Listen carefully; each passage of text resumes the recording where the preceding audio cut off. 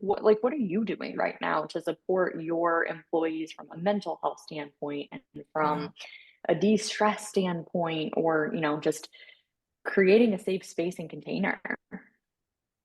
I have tried a lot of things over the years, whether it was being a young, passive aggressive leader to now a more middle aged, direct, secure leader. I've tried a lot of things. The things that I've seen have the most impact first is modeling. Um, I I have been the leader who's sending you emails at midnight, weekends, holidays, whatever.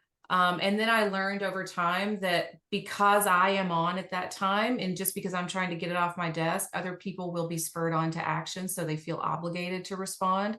So I'm the one who has to set that boundary first to say, if it's not on fire, I don't need to hear about this till Monday. And we will have a season of, burn it to the ground, all hands on deck. But if this is not that season, then let's let it be different. Go home early on a Friday, sign off at 4 o'clock, be finished.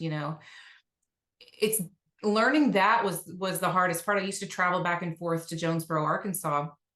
And in the past, I would show up at 4:30 just from coming in from the airport. And I'm like, let's work, everybody. We're going to be here till 7, 7:30, 8 o'clock.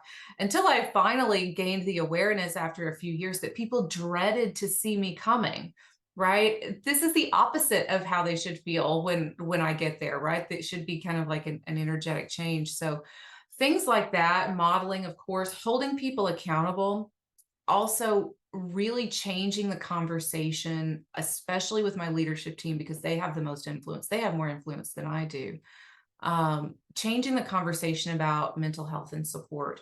We spent a lot of time doing that post COVID and still continue to do it today in our leadership teams and groups that I really tried to change the paradigm